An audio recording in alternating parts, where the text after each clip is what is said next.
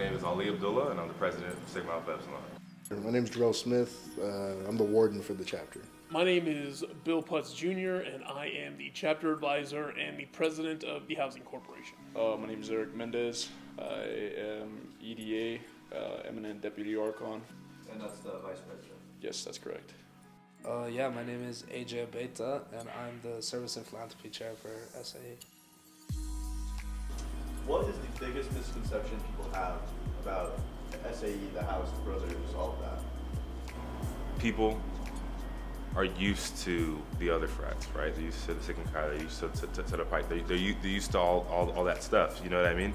And this is like the kind of the new guys here. People like just they don't know us, and they're kind of, I think, afraid to take the time to know us. Like, we're a bunch of cool guys, and people just don't know because no one's ever ventured out. And I think we're also at times afraid to venture out because we know we're new, and we know we have ground to make up. Like, we grew to 20 members each one of our last 2 falls. That's growth.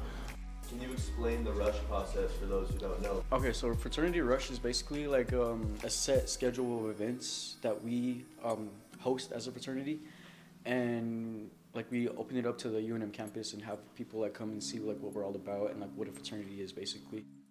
My dad joined SAE in 1977, and you might think, well, that's a random year. Why does that matter? Well, that matters is because Animal House came out in 1978. So my dad pledged right before Animal House, and he saw how that exploded Greek life. Do hereby pledge allegiance to the frat. He said the next year when they were at Rush, they had 100 guys at the door wanting to live the Animal House life. I wanted to change the culture. I think whenever I first became Eminent Archon, or right before I became Eminent Archon, the culture was just about being frat boys, vicious, because I feel like we were kind of okay with being what we were for a while, you know what I mean? And I don't blame anybody for that. The chapter just started, but I knew we needed a different direction.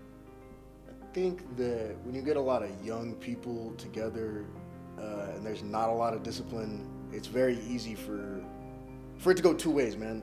You can lose control on the group and nothing can get done and things will stay really stagnant, or you can do way too much and like start subjugating the people under you and making it like a very hostile environment. It's a lot of behind the scenes that like some people don't really see, and most of that is just like organization and like a lot of babysitting. I guess I would like to say a lot of babysitting, because again, it's chaotic. You know, it's a lot of, I like to think about it as limiting liability for the chapter, and that comes down to enforcing punishments on people that have messed up or screwed up, and just making sure that we don't come under investigation for something.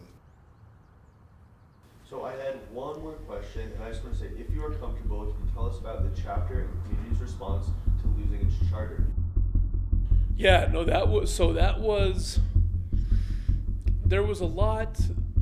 Rolling Stone magazine lists a UNM fraternity as one of the worst in the country. Problem after problem. Suspension. Fraternity with a troubled past off campus for the next 4 years. He says, well, he's glad to see the fraternity go. Right now, this organization is on an emergency suspension. The hearing process to decide what's next for the Sigma Alpha Epsilon fraternity at UNM At that began house today. 10 years ago says it's not enough.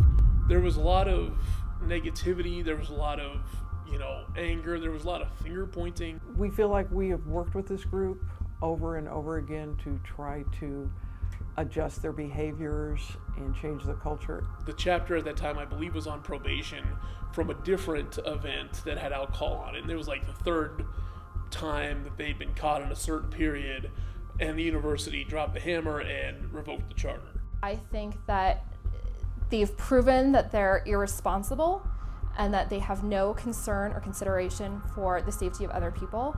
And I think it's time that the University of New Mexico takes that seriously and suspends them permanently from campus. So it was a scary time because we didn't know what was going to happen in the house. There was talk about selling it to the university. There was talk about selling it to another fraternity. But it was one of those things like losing your chapter really hurts. Losing the charter hurts. And I go to football games. I go to basketball games. And we go to the tailgates. When I was an undergrad, we had huge chapter tailgates. They were a great time. And then after we graduated, we just have our own tailgates separate from the chapter, but everybody at my tailgate was an SAE.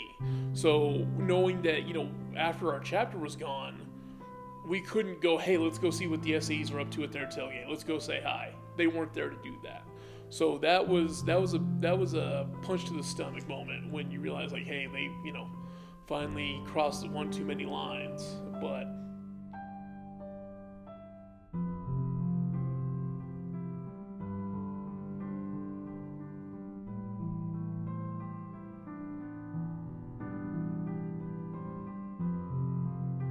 there were no charges that were ever brought. Nothing ever came of that from a legal standpoint. We try to use the lessons that we learned to help you guys avoid those same pitfalls. There's that old cliche is that, youth cannot know what it's like to be old, but the elderly are guilty if they forget what it's like to be young.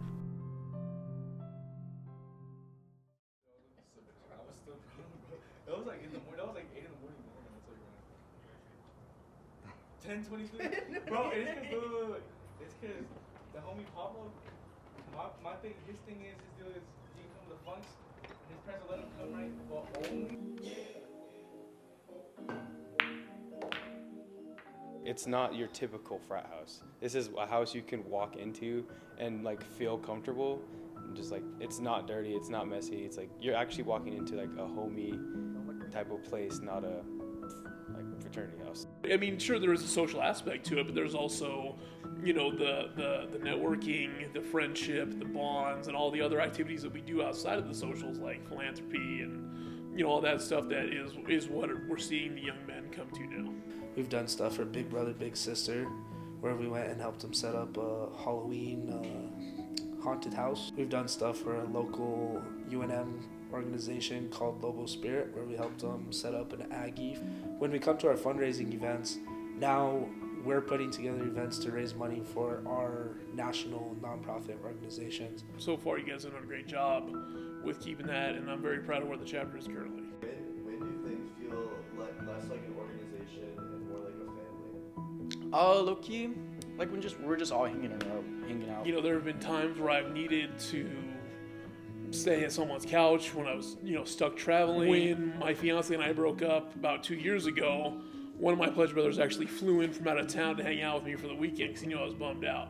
There's a sea of things in between, and that's what SAE and really Greek life brings. And it's just like there's no way I see myself completely like disconnecting from this here. Yeah, the guys that I've met here and the relationships that we've built together, it's like I'm not just gonna forget that. Like that was a huge part of just growing up, just in general. Mainly try to be the leader that people are there to be and to look up to. At the end of the day, we are a brotherhood, and that should be the standard of it.